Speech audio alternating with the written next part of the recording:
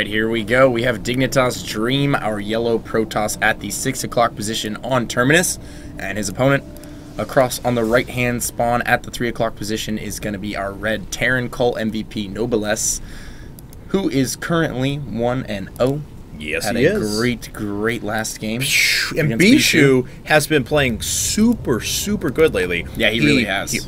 Let's not forget Millennium. All Kill Millennium. That's that enough right included Stefano, Lelouch, and Adele Scott in there. Yep. So they were playing their best players. Yep. And afterwards, then he comes into this set and kills 2 Koreans. One of them is a GSL Code A mainstay. So he has been doing exceptionally well. Yeah, Bishu has some phenomenal results lately. Noblesse just handed him the crust. I was about to say manhandled him. That's handed him perfect. the crust. That's perfect. So yeah, that he said. Oh, you want actually some pizza? Here you go, bro. Crust. He was composing a textbook on how to play Terran at the same time. That was really awesome, actually. That was very, like, cross map on that map. Yeah, I would imagine, like, has to be a little Protoss favored. Oh yeah, reinforcement distance is just absurd, and the ability to just take it into the late game, go Archon, Colossus, Templar, Zealot. And we saw even with a big supply advantage. Again, this is not us trying to be Terran biased here. This is just inherent advantages and disadvantages to each race, because Terran has some very specific advantages they have on that map. Absolutely. But we saw that Bishu, even with a vastly inferior force, because of the reinforcement distance and the fact you don't want to run out with a few units in a string, things like that, Bishu was still able to pressure off of that last Zealot, Archon, Stalker, Immortal push, you know? Despite the fact that he had way less units on the field. The one advantage that I think, well, a few advantages that Terran has on that map. One, is the dropship mobility and the area around the bases. There's just so much distance to cover, and Noblesse really abused that quite well. I mean, he was just dropping in multiple locations. He was hitting, stimming units and running by the front. Yeah. I mean, that was just some insane multitasking we saw from him right there. It was a beautiful showcase of how to do it properly on that map. And looks like not too anything unexpected from Noblesse. 1 Rax Gasless FE, and he decided to put up his orbital command on 15 again. Wait! Now is something unexpected. Where is that? Oh, a little blast from the past. Engineering bay going up because it accumulates HP so quickly. Its build time is what, like 35-40 seconds? Yeah. 35 seconds. And it gets 850 HP in that time. He's denying so much mining time here. This is totally worth the 37 resources he loses. Absolutely. Very well done right there, actually. Yeah. And surprised he pulled that many probes off to deal with it. Yep. That's incredibly impressive. Okay, so let's take a look now.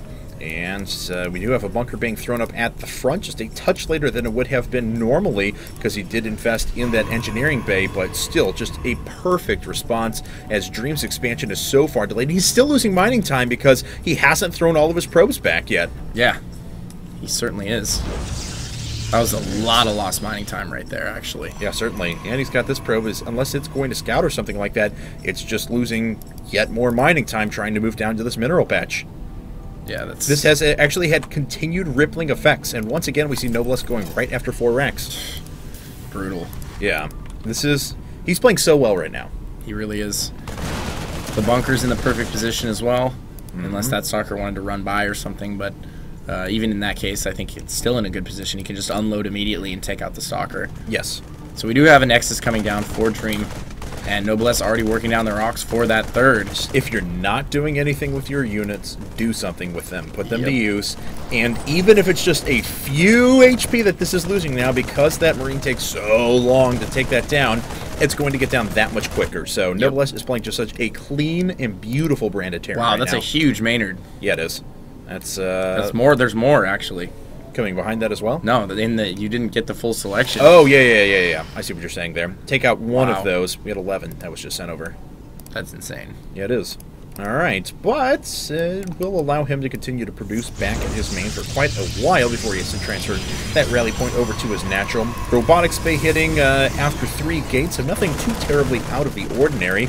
And this bunker still staying strong as these Marines start to take down this destructible debris. So we see there's no gas yet for Dream, so he is fully intending on moving to 3 base as quick as possible. Yeah, still no gas, so he's just going to go immediately for 3 base here. Dream does poke the front and sees that there's only 1 Marine in that bunker, so he's got to know somewhat what's going on here. He actually drops the command center early, next to the rocks, because he was accumulating quite a bit of money. Probably going to add those 2 gases now. Yeah, he is going to go up to 2 gas immediately. And we do have double forge coming now for Dream, so he's going to move into some very aggressive upgrades. And this was actually dropped at just the moment the stalker was leaving, whether that was in response to what he saw from the position of those Marines, or if it's something else indeed. We'll find out in a bit. But 18 Marines making their way out. There are 21 on the field, and he has actually a pretty scary little attack force here. Dream's got to be really careful with his control. Yeah, he certainly does. He hardly has any units. He's just now scrambling to warp units in. He has an observer on the way, so no immortal. It's just going to be all gateway units and all stalkers at that. He has 1 sentry for Guardian Shield or perhaps a force field.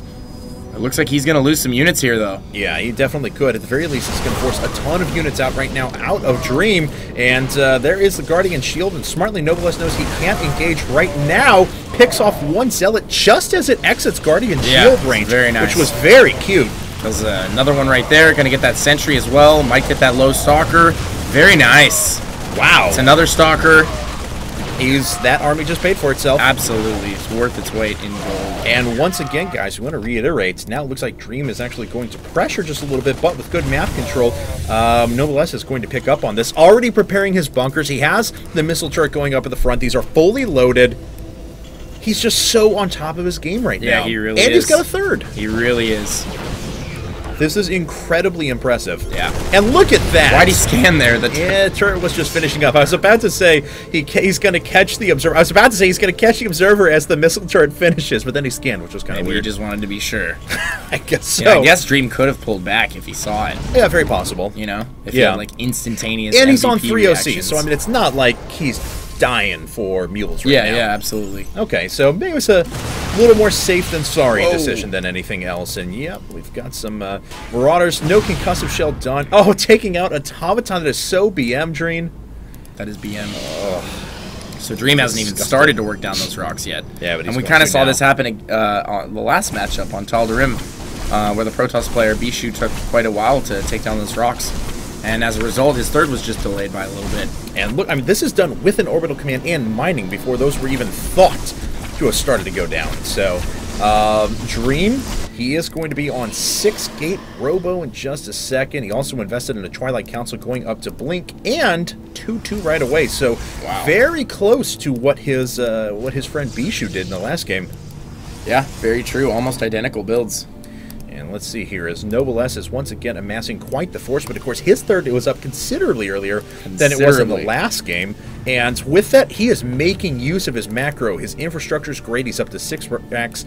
And again, guys, I apologize. I mean, I'm not trying to come across as biased for Noblesse. Just how clean he is playing right now, how good his macro is seriously impressive. This is arguably the best Terran play we've seen in this tournament yet. Yeah, absolutely. And he's moving up to 8 racks, as a matter of fact.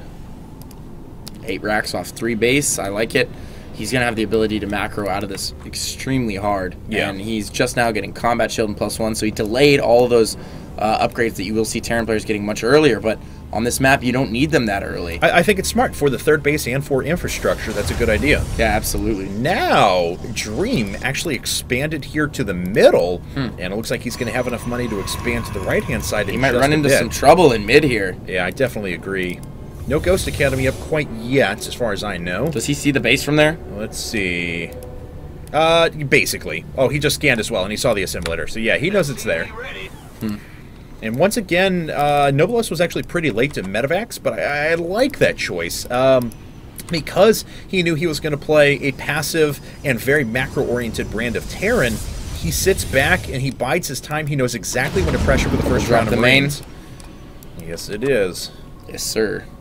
Alright, so 2 medevacs making their way around, and this is out of the vision of Dream, and there's not a lot of easily accessible pylons. In fact, if he rocks this pylon, that's a really, really, really bad spot for Dream to be in. Absolutely, and he's going to go into the main right now.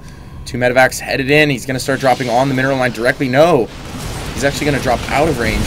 Oh, go after those pylons. You know you want to. It looks like he's going to move in at the same time, stimming up to the 3rd. takes off one pylon, a second as well. Dream trying to reinforce, but he picks off a couple of expensive stalkers.